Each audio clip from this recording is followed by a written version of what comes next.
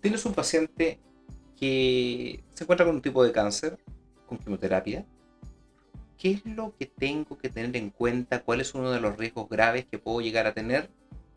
Bueno, hoy día vamos a hablar aquí sobre el lisis tumoral. Buenos días, mi nombre es Alexis Vidal, soy médico internista, doctor Semio, aquí en nuestro canal de información médica, donde te vamos a entregar en el fondo el día de hoy lo que hablamos del síndrome de lisis tumoral.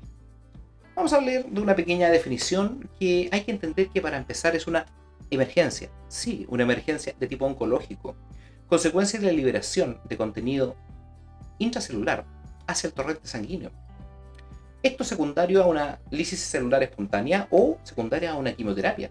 Por eso es súper importante tener siempre en mente, porque solamente lo que pensamos podemos diagnosticar.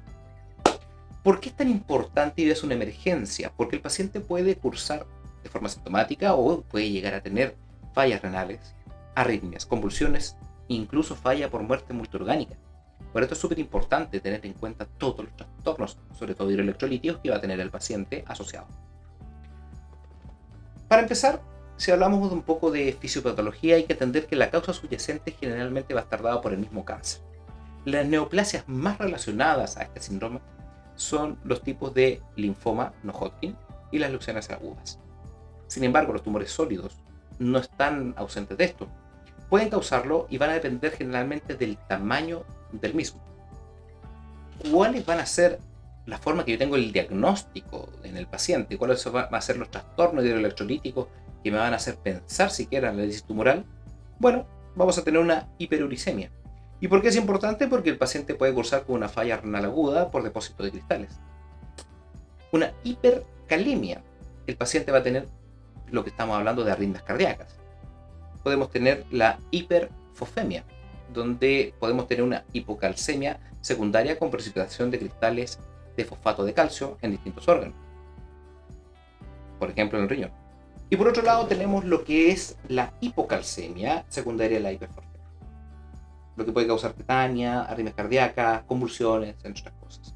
El diagnóstico justamente es de esta forma. Uno empieza a buscar o dos o más de los criterios anteriores para poder hacer el sello en el paciente propiamente tal.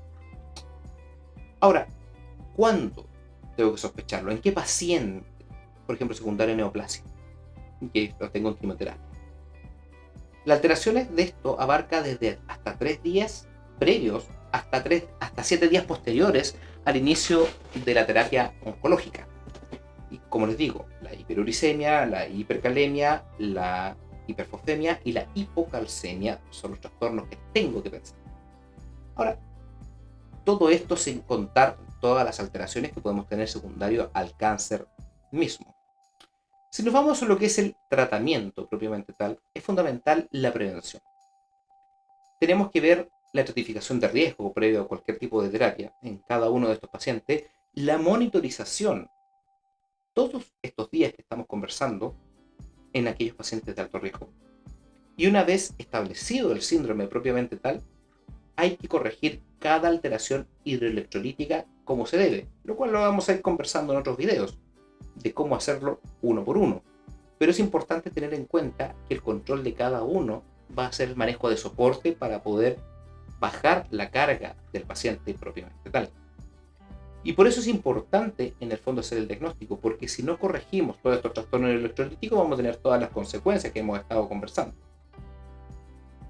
La prevención generalmente se va a dar por una hiperhidratación endovenosa, la administración de halopurinol o agentes urolíticos, la monitorización seriada de electrolitos y obviamente también la parte cardíaca secundaria a lo mismo que estábamos conversando. Y ante de todo esto y ante cualquier tipo de terapia anexa hay que entender que hay que siempre ratificar el riesgo del paciente para poder saber en el fondo si el paciente corre riesgo de hacer una lisis tumoral o no. No quedarse solamente con aquellos pacientes de tipo hematológico o hemato-oncológicos que pueden hacer lisis tumoral.